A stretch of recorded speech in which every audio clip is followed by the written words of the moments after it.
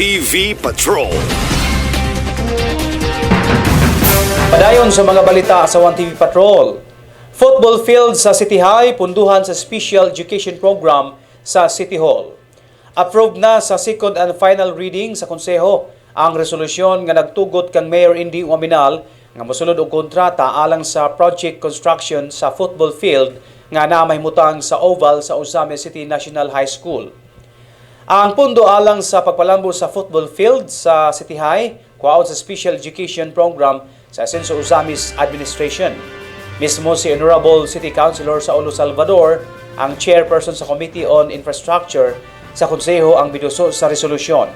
Nasaran nga gipunduhan sa Special Education Program sa City Hall ang maong proposed project, gumikan kay tipikog bahin na gihapon kini sa kalambuan sa mga estudyante nga mahiligon sa sports, labi na sa football game.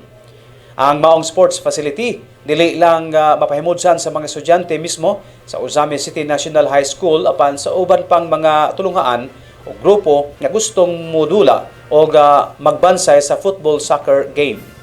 Ang Asenso Usamis Administration wala lang magtumong sa academic potentials apan bisan pa man sa tanang sports event gumikan kay managsama kining mudala og dungog sa mga kabataang usamisnon so maabot nga panahon. I move to pass a resolution authorizing the local chief executive to enter into a contract for the improvement of football field at Usame City National High School at Barangay Lamaan, Usame City, and perform all acts for the implementation of the project funded from the development, improvement of schools, sports facilities program of the Special Education Fund of 2024. Madam Chair, I move to pass this resolution on first reading with reservation. Move for first reading with reservations. Motion approved. Madam Chair, for its urgency of this project to be implemented and for the interest of the public service, I move to pass this resolution on the second and final reading, waiving the internal rules on joint motion. Thank you, Madam Chair. Due to the urgency of this request resolution, the Honorable Salvador is passing this on the second and final reading, waiving the internal rules. Any comment? Remarks? Hearing none. Motion approved. TV Patrol. 1 TV Patrol. 1 TV Patrol. 1 TV Patrol.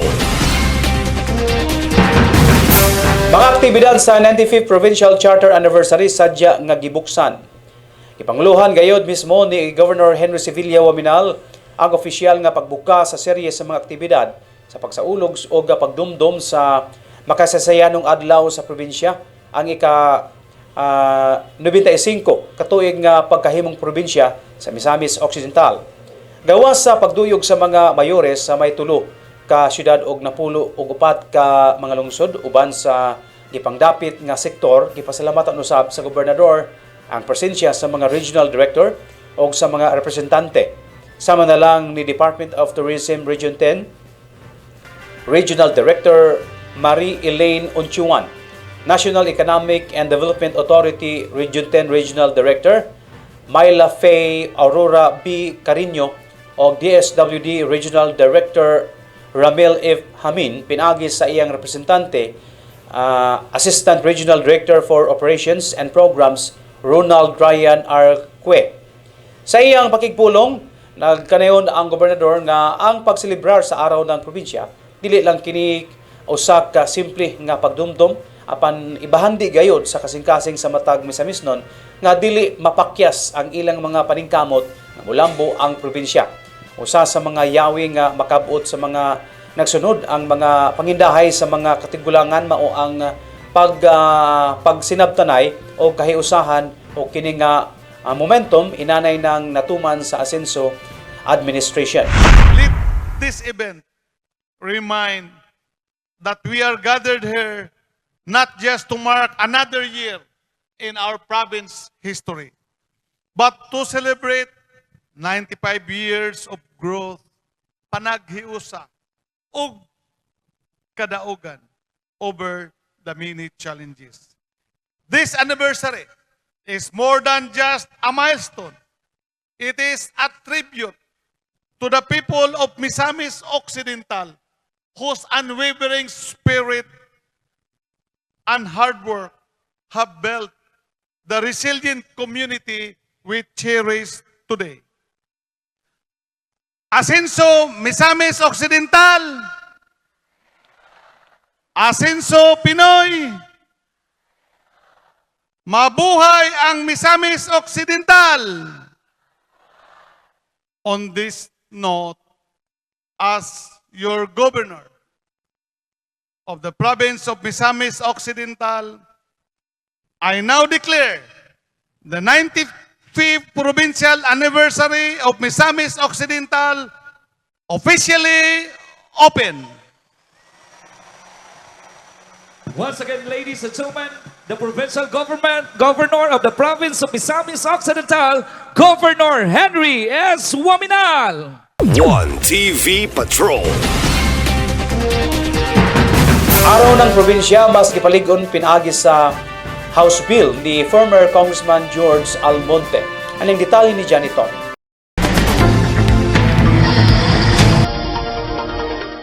Wala magkawang ang panikamot samahan sa 1st District Congressman Jason Almonte nga si former 1st District Congressman George T. Almonte nga mas mapaligon og magmahulugan nun pa ang makasaysayanong adlaw sa probinsya ang Nobyembre 2.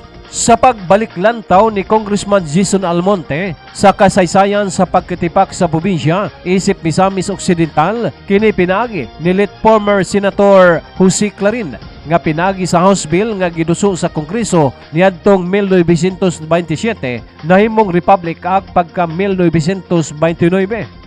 Mas natagan pa og diwa ang komemorasyon sa provincial anniversary gumikan kay ang Nobyembre 2 matag tuig gideklarang special non-working holiday sa tibok probinsya og kini nga House Bill giduso mismo ni former 1st District Congressman George Almonte sa dihang mialagad pa kini isip miyembro sa Kongreso gikan sa 50th, 16th ug 17th Congress.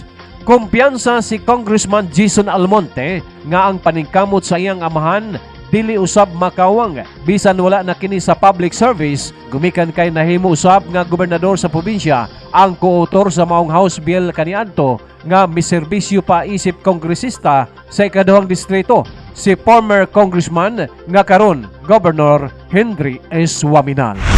Way back a little bit of history. Before we move forward, let me share a bit of history in this province.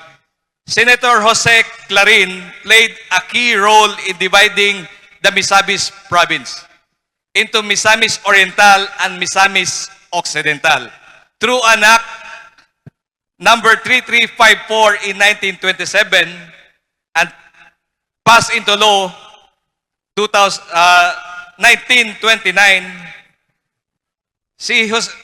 Thanks to his leadership. In this occasion, I also would like to take pride in mentioning that my father, Attorney George T. Almonte, who serves as the representative from 15th, 16th, and 17th Congress, was the principal author of the bill declaring November 2 of every year as a special non-working holiday in the province of Misamis Occidental,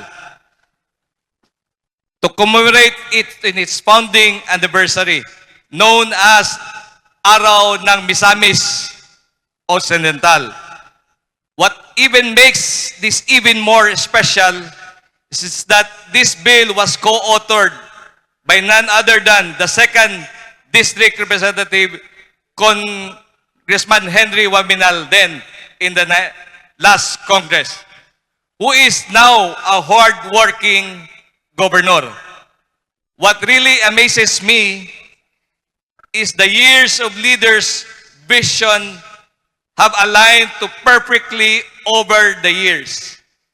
Always united by a common goal to move Misamis Occidental forward, and from then until now, Asenso Misamis Occidental has always been the hearts of our leaders. Alang sa 1TV Patrol, Johnny Tommy reporting. Police report. Police report. Sa police report, Ang police report hatod kaninyo ni board member Nemesio Imi Lahi-Lahi, board member 2nd District Misamis Occidental, chairman sa Committee on Peace and Order sa Sangguniang Panlalawigan. Police report. Police report. Sa police report, target sa drug buy-bust operation sa Sinakaban, nagpositibo. Ano ang detalye ni Johnny Tommy? Nagpositibo sa illegal nga droga ang usa ka laki nga target sa drug buy-bust operation sa mga operatiba sa Provincial Drug Enforcement Unit sa Purok Garcia sa Barangay Cagayanon, sakop sa lungsod sa Sinakaban, Nobyembre 5 sa gabi.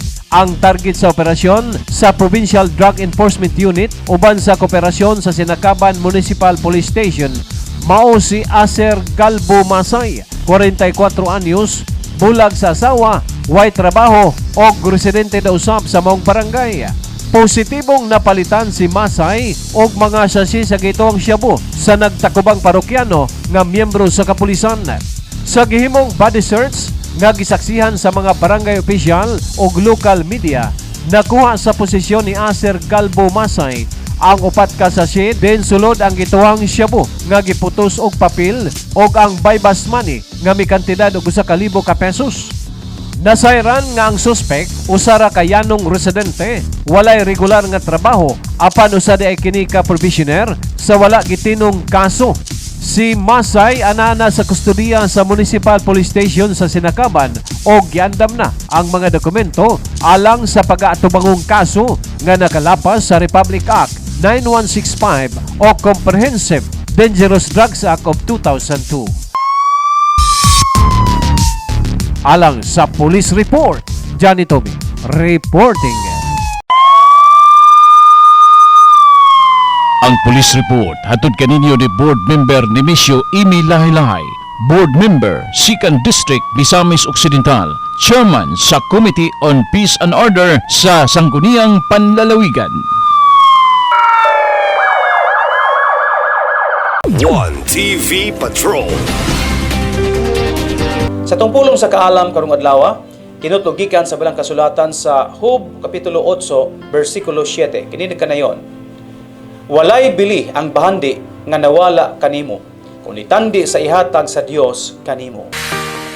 Ang 1TV Patrol magpasalamat ining musunod. Gloria Bazaar Ozamis, Rizal ug Bernat Branch, Ozamis City, ug usab sa Gloria Bazaar o Roqueta Branch. Bryant Milling and Marketing, kompleto sa mga hog feeds, poultry products, veterinary products sa mas ubos nga presyo at bangkini sa Unitop Ozamis, Odyssey Motors, Power Depot Trading ug ang Power Depot Yamaha 3S, Imperial Appliance Plaza na ay nindot nga showroom ug daghang kapili ang appliances. Anaa nimutang sa Don Anselmo Bernat Avenue, Ozamis City. Ang Talan Hot Luscious Oil, ang haplas nga mapalit sa lain-laing butika. Goshen Home Care Furnishing Incorporated, formerly FJK Trading. Makita ninyo ang mga manindot ng mga klase-klaseng home furnishing, home furniture products ug daghanan pa. Animas Street, Barangay Aguada, Ozamis City. Alhambra Solera Light, Top Coffee ug Dairy Champ. Distributed by U Lincoln Jr. General Merchandise. To Go Travel, To Go Express, To Go Freight Cargo Ozamis. Managed by Mr. Anitiu. FYT Hardware Corporation. Kompleto sa mga construction ug electrical materials. Tawag lang sa 521-0458 ug 521-0246. Look for Mr. Pershing Tanquieto. Park and Go Bake Shop, Ozamis Branch. Mapalit ang mga lami ang mga pan, cakes ug uban pa. Elim Agricultural Supply. Managed by Mr. Jomer Capio, Laman, Ozamis City. Lizzie Massage and Spa, along with Nuatai's best signature treatments. Ang St. Joseph General Hospital, konsulta provider. Nahimutang sa Washington Street, 50th Barangay, Ozamis City, Misamis Occidental. Ang inyong kahimsog ug kaayuhan mao ang prioridad para sa walay katapusang kalipay. Bisita na kita sa kan-anan sa tanan, ang Charcoal Grill Food Corner. Charcoal Grill Food Corner. They offer the best tasting menus nga sure nga imong balik-balikan. AIA Philippines and Medicard Philippines Incorporated offer Filipinos to live healthier, longer, and have better lives. Maxeritz Corporation, kompleto sa construction materials, plumbing ug electrical supplies. Anaan mo sa Rizal Avenue, Ozama City. GG Mall, ang sariling atin store in Ozama City. McDonald's Ozamis. Ug bisitahi usab ang pinakalamian nga restaurant, ang Central Perks Ozamis at the 3rd floor of GG Mall, Ozama City. Ascenso Tudela LGU, headed by Mayor Samuel Paruhinog, Vice Mayor Estela O. Estaño, and members. Tudela, Misamis Occidental. Attorney Mars Tapayan, Majority Floor Leader, City Council of Ozamis. Board Member Nemesio Lahay-Lahay, Chairman Committee on Peace and Order, Misamis Occidental. Governor Henry S. Waminal Sr., Province of Misamis Occidental. Congressman Ando Waminal, Representative 2nd District. Ascenso Ozamis LGU, headed by Honorable Mayor Henry Indy Waminal Jr. and Vice Mayor Bebby Neri and the City Council members of Ozamis. Maukadto ang kinitibukang hanay sa atong mga balita sa 1TV Patrol. Sa ngalan sa kinitibukang pwersa sa 1TV News Channel, pinangulon sa atong Program Director o the Proprietor Mr. Johnny Tommy, Traffic Director Ms. Chari Tommy, News Video Editor Ms. Risa Junsay, Cameraman Editor Jundel Tommy, Saiki Tommy, Assistant Cameraman o Technical Operating Control si Saiki Tommy, Teleprompter Operator on Duty Saiki Tommy, News Vlogger Partner with the Wing Calyora sa Mindanao Pulse Forum, Janfield Duhailongson sa Katauhan sa Probinsya, Jimmy Lirasan sa Bida News Update, Kuya Bal Cabrera sa Farm Radio Clarin, Glenn Ray Luna sa Mindanao News Network, Mr. Bernal Tixon sa Misamis Observer, Ms. Dasil Tixon sa EONC o siyang mga kauban. Sa ngalan ng usam sa Asenso Osamis Administration ng gipanguluhan ni Mayor Indy Waminal, sa 2nd District Congressman Ando Waminal o sa probinsya, Governor Henry Sevilla Waminal. O kini inyong ubos nga higala Adoni Desena. Kaming tanan mungin kaninyo. Tamis tagamtamon ang kalampusan. Kung ulay galupigan. Dagan sila.